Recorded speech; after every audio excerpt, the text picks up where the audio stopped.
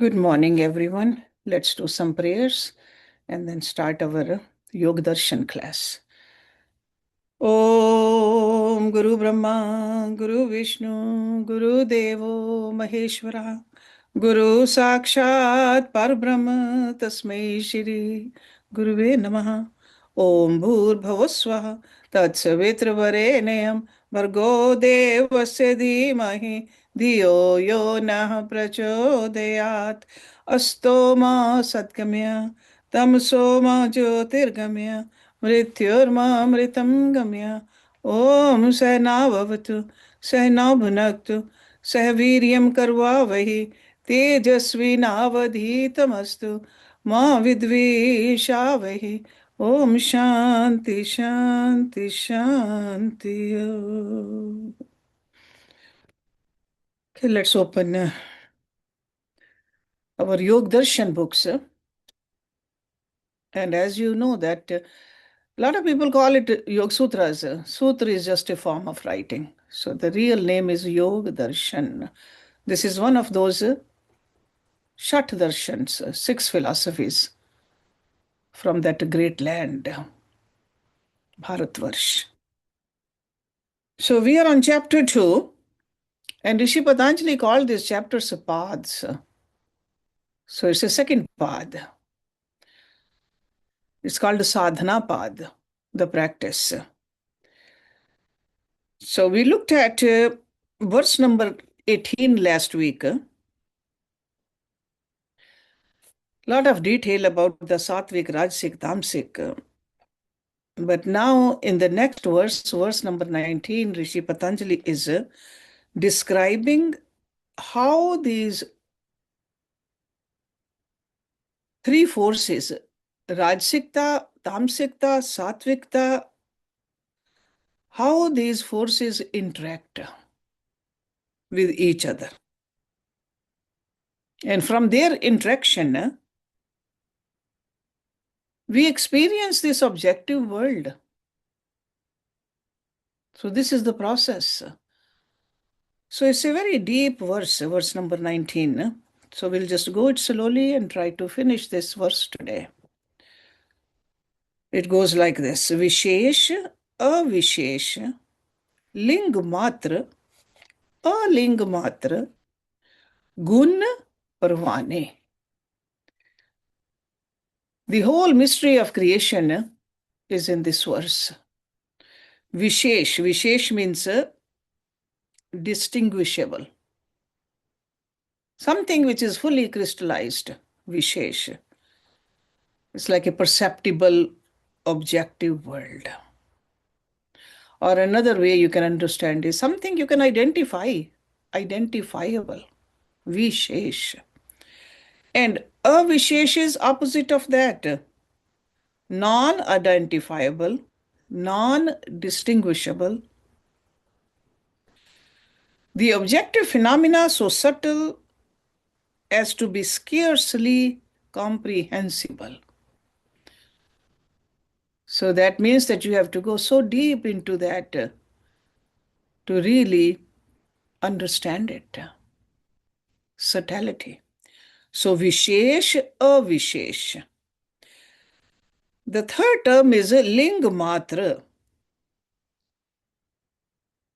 The only referable, that is a ling matra. So that means something which can only be referred to but not precisely pinpointed. This is the first sign of existence. Something which points to absolutely unmanifest existence. Or you can understand with these words that beyond all reference, ling matra, only a hint which is beyond all references, ling. And a ling, that which is beyond all references. So ling at least can be referred, a ling is which is beyond all references. So that means which cannot be indicated by any sign of existence. And this is what's called unmanifest state of primordially matter. So absolutely imperceptible. A ling. So vishesh, a vishesh, ling matra, a ling matra, gun parvani. Gun means the qualities, characteristics, the three forces of the world. Parv means the nodes, knots, domains. So it means the fields are the nodes or the fields of the gunas. Parv. So together this verse means the nodes of the gunas are fourfold. So gun parvane. So parv of these gunas are fourfold. And which are those? The identifiable, the non-identifiable, the only referable, and that which is beyond all reference. Okay. So the total range of the gunas is divided into four categories. The gunas which we learned in the previous verse, and we learn in Bhagavad Gita and other scriptures also. The gunas of the Prakriti. So the total range of the gunas is divided into four categories: Vishesh, Avishesh, Ling, and Aling.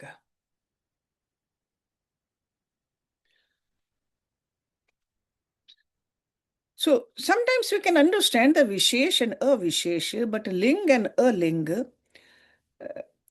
Ling you can understand like a barely describable. And Aling is absolutely indescribable. So that's another way you can understand. But let's just look into it a little deeply. We saw in the previous sutra, Rishi Patanjali described the nature and the dynamics of the objective world, if you remember last week's lecture. And he also explained how, for a vigilant person, the objective world is a source of fulfillment and freedom, bhog and upvarg, if you remember those two words. And here in this verse, he is explaining the entire range of creation. The most subtle, imperceptible aspects, as well as the totally unmanifest primordial cause of creation. So he also elaborates on how these intrinsic forces of the unmanifest Prakriti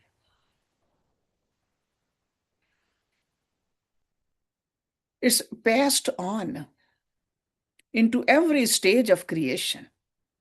How the changes happen in this Prakriti, how the basic dynamics of this Prakriti follow to single fundamental law at every stage of creation.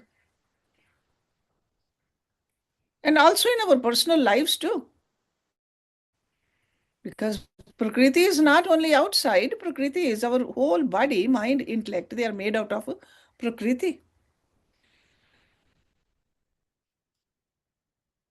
There is a central doctrine of yogic philosophy. It's almost called a law.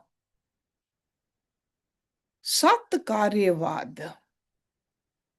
You might have heard this philosophy or this doctrine. According to this doctrine, an effect invariably exists in its cause. In other words, the cause is itself transformed into an effect. And here Rishi Patanjali explains the entire process of evolution from the unmanifest all the way to the concrete manifestation as well as the practical application of this knowledge in our spiritual quest is there. And he is doing this with the help of these four terms. Vishesh, avishesh, ling matra, and aling. And the last is gun parva. So the literal meaning of Vishesh is special actually. Vishesh. We use this term in our common Hindi language also. Special, exceptional, particular. But in the context of the Yoga Sutra, Vishesh means identifiable, perceptible. And in the yogic system of philosophy, this term refers to 16 evolutes of nature. Those are Vishesh. 5 gross elements: space, air, fire, water, and earth. We also call them Panch Mahabhut. They are Vishesh. 5 senses of actions: Karmendriya. 5 senses of cognition: Gyanendriya, and the mind. So altogether there are 16 of them. They are Vishesh. Each of these 16 evolutes has a distinct character and function. And we are very well aware that they constitute our phenomenal world and create a locus for the individual soul. They also serve as a field for fulfillment, bhog, and freedom, upwork. These 16 evolutes manifest from much more subtle and relatively unmanifest sources. I amness, asmita, ahankar, and the 5 subtle elements, tanmatras. It is important to remember this central doctrine of Sat Karyavad, that these 16 evolutes existed in their causes even before manifestation.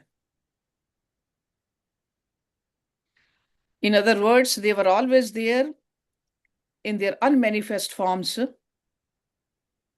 So the threefold forces of Sattva, Rajas, and Tamas are the intrinsic to the cause of these 16 evolutes. And after these evolutes manifest, they contain these 3 forces: Satvikta, Rajasikta, Tamsikta.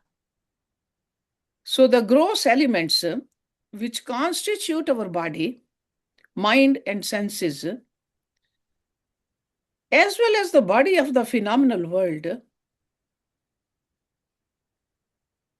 are invariably influenced by the interplay of these 3 forces, Sattva, Rajas, and Tamas. The world around us, our bodily functions, our sensory experiences, our mental activities are subject to the changes that occur due to the interplay of these forces. For example, a diligent person seeks and finds fulfillment and freedom in the vast universe of his own body and mind. On the other hand, a careless person remains a prisoner of his body and mind. So this choice, this freedom that Almighty has given it to us.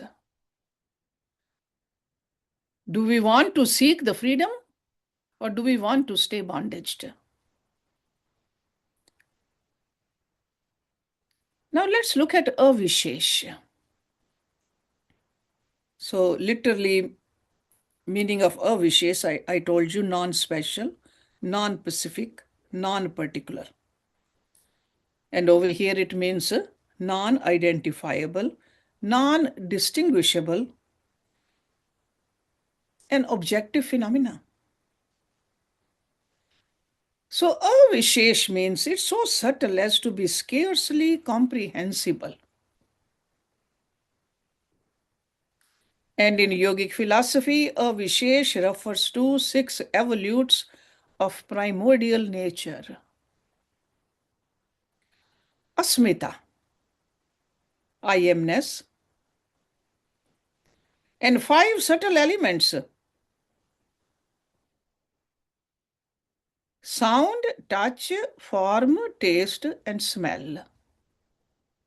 In Sanskrit, we call them tanumatras.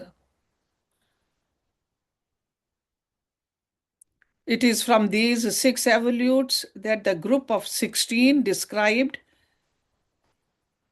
in Vishesh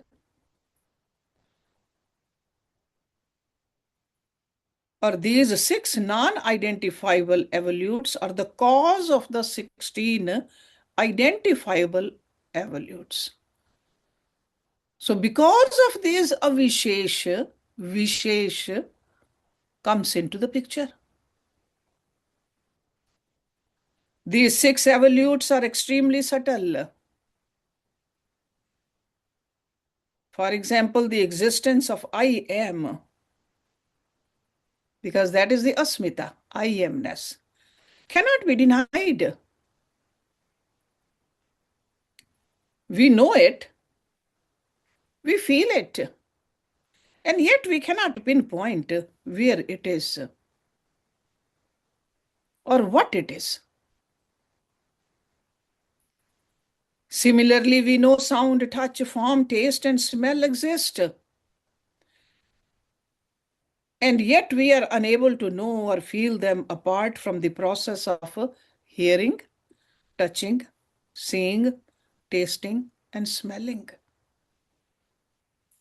So now you can see the relationship between the vishesh and avishesh. So that's why this group of 6 evolutes is referred to as non-identifiable or non-distinguishable. But remember, in all 6, the intrinsic attribute of sattva, rajas, and tamas have been passed on to them from their cause. And cause is what? Cause is the mahat. Or the ordinary language, we always use it as a buddhi also. So our sense of I amness and the 5 subtle elements of sound, touch, form, taste, and smell are always under the influence of the changes caused by the interplay of the forces of sattva, rajas, and tamas.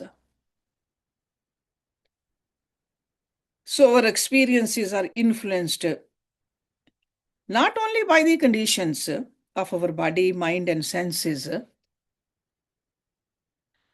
and the conditions of the phenomenal world, but also by the changes occurring both in our I amness and in the 5 subtle elements. So now you can see that the relationship between the vishesh and avishesh and with the ling also. There are times when we do not find the cause of our joy or cause of our grief in the familiar domain of our body, mind, and senses. There's no change there, and yet we are totally in the grip of these feelings.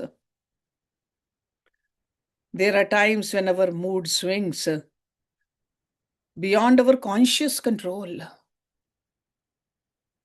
According to this sutra, the cause of these uncontrollable feelings lie in the domain of this group of 6 evolutes.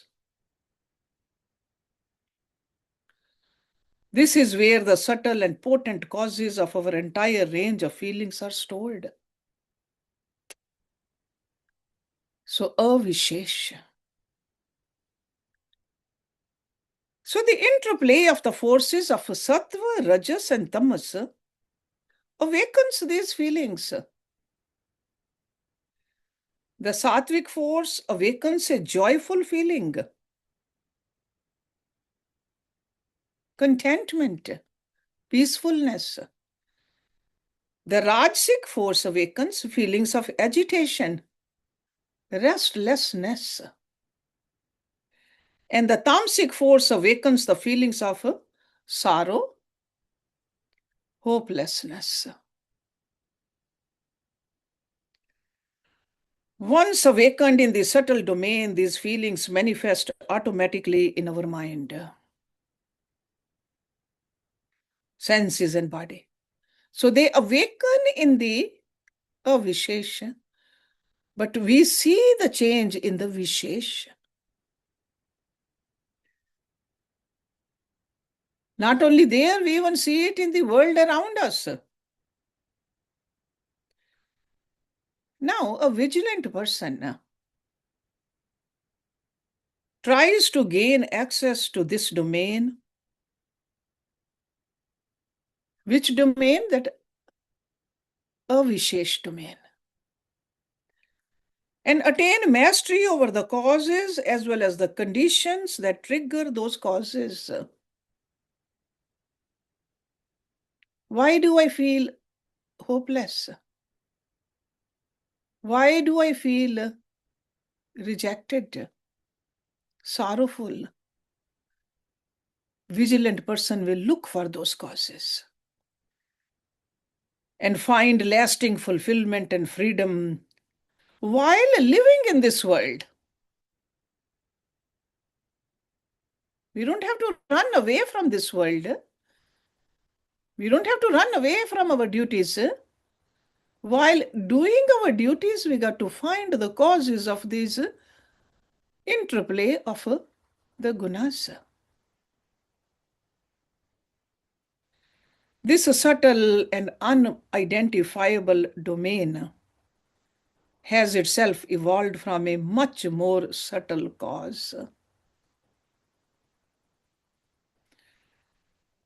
And Rishi Patanjali called this cause a ling matra. So you can see that vishesh is grosser, avishesh is subtle, ling matra is even subtler. The literal meaning of ling matra is that which can only be referred to but not precisely pinpointed. See, just like that a shivling, that's a ling. We just only refer to, when we look at that shivling, that's a Lord Shiva's. We see the presence of that energy over there. We worship Lord Shiva in that ling. That's only a reference point. But we cannot precisely pinpoint. Over here in our own individuality, this ling matra means buddhi. And often loosely translated in English, it's called intellect. But in Sanskrit, this buddhi word is a very deep word. Intellectual apprehension is only just one little part of it. So for our understanding, this ling matra is buddhi. In the Yoga Sutra, buddhi refers to the state of evolution where primordial nature first comes into contact with the Purusha, consciousness. This co-mingling results in the manifestation of buddhi. Or you can say Buddhi is the first evolute of Prakriti, primordial nature. Here, Purush and Prakriti share each other's domain. Purush shares his intelligence with Prakriti, and Prakriti shares her limitless potential for manifesting this world with Purush. So it's like a togetherness of both Purush and Prakriti. So Purush's intelligence is transferred into Prakriti, and Prakriti's potentials are placed at the disposal of Purush.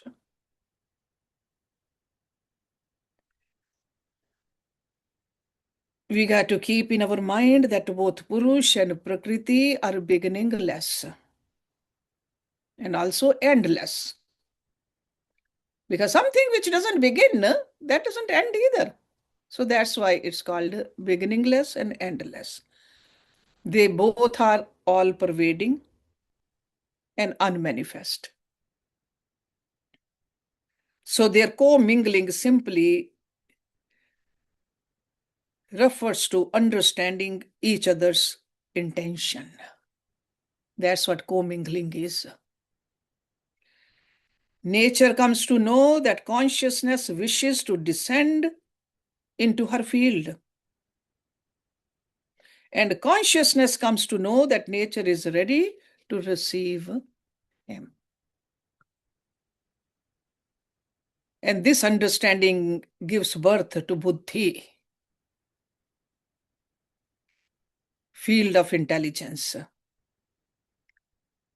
or field of awareness.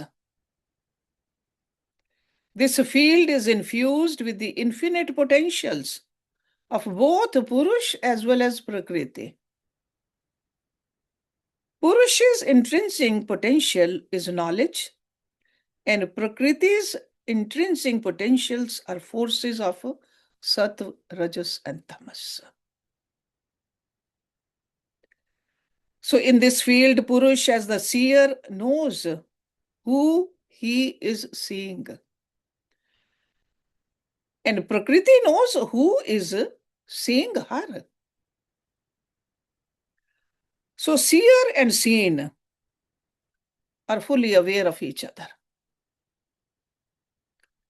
In other words, the field of buddhi is filled with wisdom pertaining to the mystery and dynamics of both Purush and Prakriti. Buddhi precisely knows what to experience and how to experience it. For all intents and purposes, this field of buddhi is as great and vast as Purush. A lot of power in Prakriti.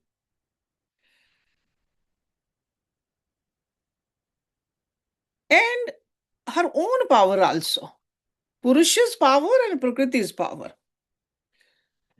That's why another term for buddhi is mahat. Mahat means great or vast. So Patanjali calls buddhi or mahat ling matra. So again, the ling matra means that which is just a sign indicating the existence of that which lies beyond all reference. Or you can say pure Prakriti and pure Purush. So pure means Shuddha. Shuddha Buddhi and Shuddha Purush. So another reason why this great field of understanding is called Ling Matra is that all of our experiences pertaining to the objective world ultimately dissolve into this field. So that's why the term Ling, where everything ultimately dissolves. Ling Matra. Our experiences are stored there only in their subtle form. This field is called Ling Matra, Matra means only. Like a essence is called a matra. Because at the end of the creation, this buddhi, mahat, the vast field of understanding, is reabsorbed into the unmanifest prakriti. And that's another reason it's called a ling matra. So buddhi or ling matra contains the entire world made of 6 avishesh, I amness and the 5 subtle elements, as well as the world of 16 vishesh, which we talked about, the mind, the 5 senses of cognition, the 5 senses of action, and the 5 great elements. Okay, so in the subtle, the grosser is absorbed. Or figuratively speaking, the body of buddhi is made of nature's 3 intrinsic forces, sattva, rajas, and tamas. Its body is infused with pure knowledge of Purush consciousness. And this is where Purush rests. And this is where Prakriti puts together the recipe for Purush's fulfillment and freedom. This is where Purush finds fulfillment by witnessing the sansar. Sansar, which is assembled by Prakriti. This is where Prakriti finds fulfillment by realizing that her vast potentials have been put to good use. And from their mutual fulfillment, upward ultimate freedom emerges. And now, if you look at a vigilant person, what a vigilant person does with this buddhi.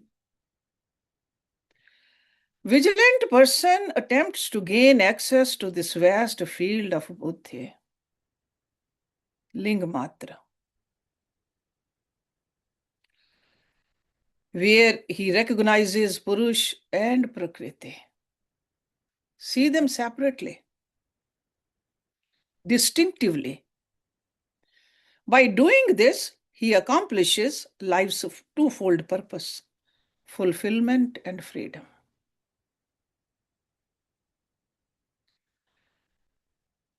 Beyond buddhi, there's a 4th node of gun known as a ling.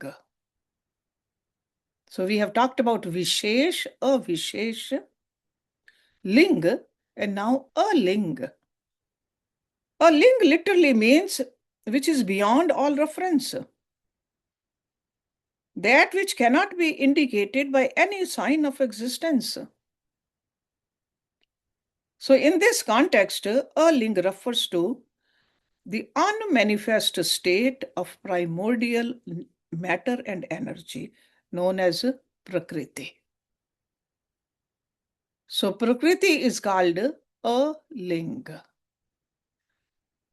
The inherent properties of Prakriti are the forces of light, activity, and inertia. Sattva, Rajas, and Tamas. The difference between Prakriti and Buddhi or Mahat is that in the case of Prakriti, these 3 forces are absolutely calm. There's no movement. There's no interaction among them at all. That is a primordial nature, the Prakriti. By contrast, in the field of Buddhi, these forces have been stirred due to the commingling of Purusha and Prakriti. And a ling Prakriti is a state of reality that is the existence of non-existence. Only Buddhi is able to point at it. And for all practical purposes, Buddhi is the state of reality that is the only existence. That's why it's called a Sat Matra. The world germinates in Buddhi. dissolves back into buddhi. And a ling prakriti, like pure purusha, remains uninvolved, and that's why we call it unmanifest. So then who is involved and who is manifest? It is the union of purusha and prakriti emerging as the field of buddhi that is involved in its own manifestation, in its own maintenance, and its own reabsorption. Through her own intrinsic virtues, buddhi binds herself and it can liberate herself also. So that means our fulfillment as well as our freedom lies in gaining access to the field of buddhi and recognizing Purush and Prakriti distinctively. Prakriti, which is unmanifest and lies beyond the field of buddhi, is the exclusive domain of special Purusha, which is known as Ishwar. And how the ordinary soul residing in the field of buddhi experiences itself and experiences the objective world is the subject of the next sutra. So in this sutra, we just learned this terminology which comes again and again in our scriptures. Vishesh, avishesh, ling, and aling, and the gun parva. So just to summarize, Vishesh is identifiable, Panchabhut, Panch Karmendriya, Panch Gyanendriya, and mind. So together they are 16. So that's a Vishesh. And avishesh is non-identifiable, Ahankar, that is I amness, Asmita, and 5 subtle elements or tanmatras: sound, touch, form, taste, and smell. Tanmatras. Subtlety, which is behind those elements. Matra, that means only rough, that is Mahat Buddhi, field of intelligence or awareness. And Alinga, that means beyond all reference, that is the Prakriti in its primordial nature.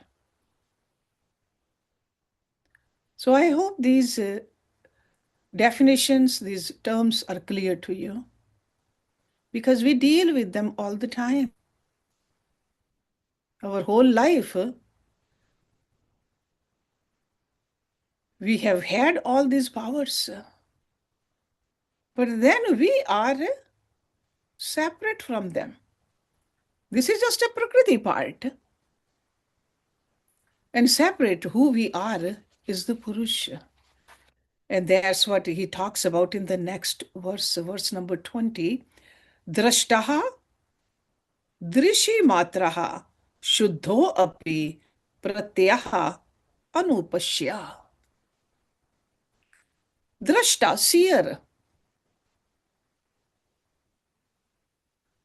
देखने वाला, seer. Drishi, the power of seeing. Matra, only. Shuddhau, pure, unalloyed. Shuddh. Api means even though. Pratyaha. Pratya word is for perception or understanding or recognition. Pratyaha. Anupashyaha.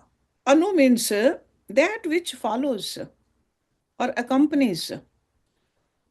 Pashya means that which can be seen. Or simple words, you can understand the object of perception or that which is perceived by buddhi, anupashya. That one whose perception or understanding is dependent on the perception or understanding of buddhi.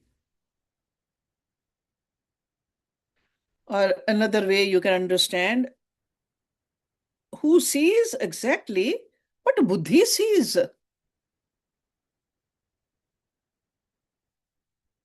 That's why it's a clear perception. The power of seeing itself is the seer. Drashtadrishi matraha. The power of seeing itself is the seer. It is pure. Yet its perception follows what has been perceived by buddhi.